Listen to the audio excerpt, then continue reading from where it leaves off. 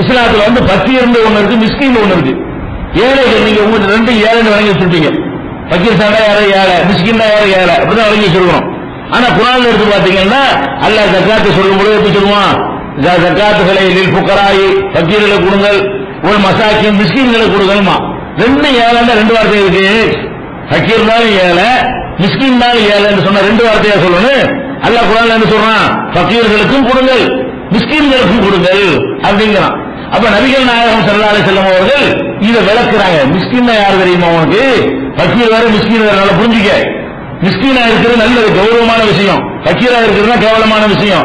மிஸ்கின் என்றால் யாரு, ஒருவேளை சோத்துக்கு வழி இல்லைன்னு வெளியே வர்றான அவன் அல்ல மிஸ்கின். ஒரு பேச்சமலை இல்லைன்னு கையேந்தி போடுறான அவன் அல்ல மிஸ்கின். மிஸ்கின் என்றால் யாரு என்றால் வலாக்கின்னல் மிஸ்கின் அல்லது லைஸ லஹு கினன், அவங்கிட்ட தேவையான அளவுக்கு பொருளாதாரம் இருக்காது. ஆனா அவன் எஸ்தஹி, அவன் வெட்கப்படுவான். வலா யஸலுன் நாஸ ஷையா, யார்ட்டையும் கேட்க மாட்டான். வலா யஸலுன் நாஸ இல்ஹாஃபா, யார்ட்டையும் கெஞ்ச மாட்டான். இப்படி நடக்கிறானே இவன் தான் மிஸ்கீன். இந்த மாதிரியான ஆட்களை அறிந்து நீங்களா கொண்டு என்ன செய்யுங்க, கொடுங்க. இந்த மாதிரி மிஸ்கீன் யாசகம் கேட்க கூடாது. நம்மளை தேடி வந்தா வாங்கிக்கலாமா, நல்லா வாங்கிக்கலாம், அது ஒரு பயன் இல்லையா. நம்ம யாருக்கும் கேட்க கூடாது, அது யாசகம் கிடையாது. நம்ம போய் முறையிட்டு ஒரு தாங்க 5 ரூபா 10 ரூபா தாங்க சாப்பிட்டு 3 நாள் ஆச்சு சொல்லி கேட்கிறோமே, இந்த விளையாட்டு கூடாது என்பதுதான் இதனுடைய பொருள்.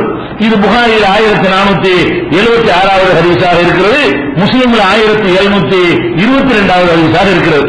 இதுல தந்தா வாங்கிக்கிறாங்க, ரொம்ப முக்கியமா விளங்கிக்கிறேன். ஒரு கட்டத்திலையும் கையேந்த கூடாதுன்னு வச்சுக்கிறீங்க.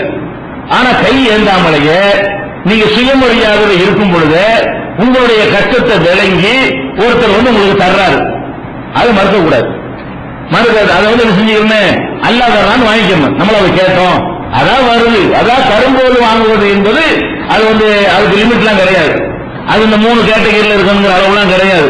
எந்த மாதிரி நிலையில் நீங்க இருந்தாலும் கஷ்டப்படுறீங்கன்னு தெரிஞ்ச நினைச்சு நான் தர்றாரா, பேசாம செய்யுங்க, பெருனா வந்துருச்சு இந்த நான் சட்டை வச்சுக்கிறேங்கிறாரு. அதெல்லாம் வேணாம், அது தேவையில்லை, தேவைதான் வாங்கிட்டு போ. இது எப்படி கேட்டா ஒரு சம்பவமே இருக்குது. உமர் ரலியல்லாஹு அன்ஹு அவர்கள் என்ன செய்யறாங்கன்னா ரசூல் ஸல்லல்லாஹு அலைஹி வஸல்லம் கூப்பிடுவாங்க. கூப்பிட்டு பைத்துல் மால்ல இருந்து கூப்பிட்டு இந்தா வச்சுக்க அவங்க கொடுப்பாங்க. பைத்துல் மால் எல்லாத்துக்கும் கொடுக்குற மாதிரி உமர் ரலியல்லாஹு அன்ஹு அவர்களுக்கு ரசூல் ஸல்லல்லாஹு அலைஹி வஸல்லம் அவர்கள் அந்த பொது நிதியில இருந்து என்ன செய்வாங்க, அன்பளிப்பு கொடுப்பாங்க. அப்ப உமர் ரலியல்லாஹு அன்ஹு என்ன செய்வாங்கன்னா ஆத்திஹி மன்ஹு அஃபர் இலைஹி மின்னி, அல்லாஹ்வுடைய தூதரே என்னை விட எவ்வளவோ ஏழை பாலெல்லாம் இருக்கு, எனக்கு தெரியுங்களே, நான் தான் ஓரளவுக்கு நடுத்தரமா ஓரளவுக்கு தண்ணீரை பெற்றவனா இருக்கிறேன்னு, என்னை விட எவ்வளவு ஏழை பாலைகள் இருக்காங்களே, என்னை விட அதிக தேவை உள்ளவங்க இருக்கிறாங்க இல்லையா, அவங்களுக்கு கொடுங்க. உண்மை இதுல வந்து ரொம்ப சோத்துக்கு சேர்த்தவர் கிடையாது. எந்த அளவுக்குன்னா நல்லா வியாபாரம் பண்ணிட்டு இருந்தவர், முறை வச்சு கூட என்ன செய்வாங்க, ஒரு நாள் இவர் போய் கல்வி சேர்ப்பாரு, இவரு கூட்டு சேர்ந்துக்கிட்டு ஒருத்தர் என்ன செய்வாரு, தொழிலுக்கு போயிடுவாரு, ஒருத்தர் ரசூலாட்ட வந்துருவாரு, அடுத்த நாளைக்கு அவரு ரசூலுல்லாஹ் வந்துருவாரு, இவர் தொழிலுக்கு போயிருவாரு. அந்த மாதிரி ஊரில் இருந்தாங்க. 15 நாள் தொழில் பண்ணக்கூடியவராகவும் 15 நாள் மார்க்கத்தை கற்றுக்கொள்ளக்கூடியவராக இருந்தாங்க. இந்த 15 நாள் சம்பாத்தியம் அவங்களுக்கு போதுமானதா இருந்தது. அப்ப அந்த மாதிரியான ஒரு அளவுக்கு தன்னிறைவு பெற்று எனக்கு ஒரு வேலை வாய்ப்பா இருக்கிறதுனால எனக்கு வேணாம், என்னையோட கீழே கொண்டு உங்களுக்கு கொடுங்க அப்படின்னு சொல்றாரு. அப்ப ரசூல் ஸல்லல்லாஹு அலைஹி சொல்றாங்க குது வாங்கிட்டாங்க, அது வேணாங்கிறாரு, என்னையோட ஏழைக்கு கொடுங்கிறாரு. அப்ப ரசூல் ஸல்லல்லாஹு அலைஹி சொல்றாங்க குது வாங்கிக்கல, ஏன் அப்படி வாங்கிக்கிறாங்க, இதா ஜாக மின் ஹாதல் மாலி ஷைஉன், இந்த பொருளாதாரம் உன்னை தேடி வந்தா, நீ நான் கேட்ட என்ன முறையிட்டியா, கையா ஏந்து நான் தான் கொடுத்துறேன், நீ என்ன கேட்கறதானே, உன்னை தேடி இந்த செல்வம் வறுமையானால் அந்த கைர முஸ்லிமின் வலா சாயிலின், நீ கேட்காத நிலையில தருவாங்களா தருவாங்களான்னு ரூட்டு போட்டு வேற மாதிரி கேட்கறது இருக்குல்ல, கேட்கற 2 வகை இருக்கு. வாயினால கேட்கறது ஒண்ணு இருக்கு, இன்னொன்னு வந்து கேட்கறது வாயை திறந்து கேட்டவரை கேட்கறது. அதை பார்க்கும்போது என்ன செய்யணும், நம்மளை பரிதாபப்படணும்.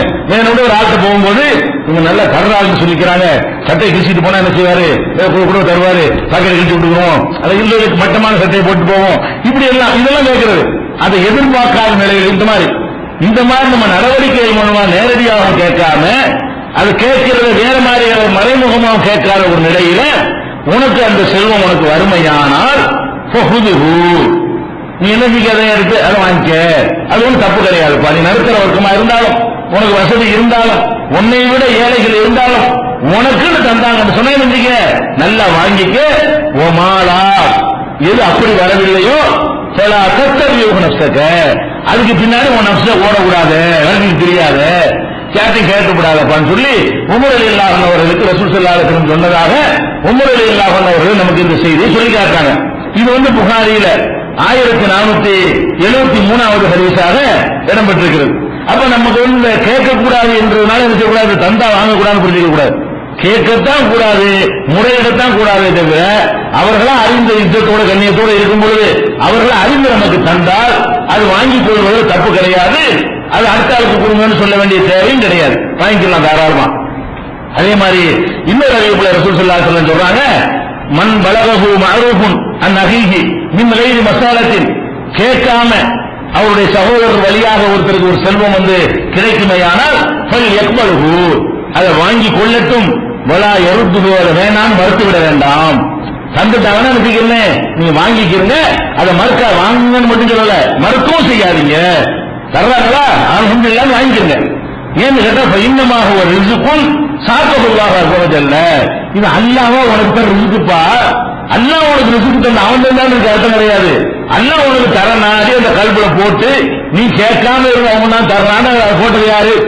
நீ கேட்டு தந்தா ஒரு கணக்கு, நீ கேட்காம இருந்து உனக்கு தரணும்னு மனசுல போட்டு அவன் உனக்கு தெரிஞ்சு தந்தான்னு சொன்னா அல்லாஹ் உனக்கு தரலாம். அதனால அல்லாஹ் தந்த ரிஸ்க்கு அவன் தந்தது கிடையாது, நீ பாட்டு வாங்கிக்க என்று சொன்னதாக முஸ்லிம் அஹ்மதுல 17257வது ஹதீஸ்ல இடம்பெற்றிருக்கிறது. அதே மாதிரி ஒன்னே ஒன்று இருக்கு, ஒரு அளவுக்கு ரொம்பவே நமக்கு இது சின்ன விஷயம், இதை விட நல்லா இருக்கிறோம், தேவையே இல்லை, இது ஆனா வேஸ்டாதான் நடக்கும்.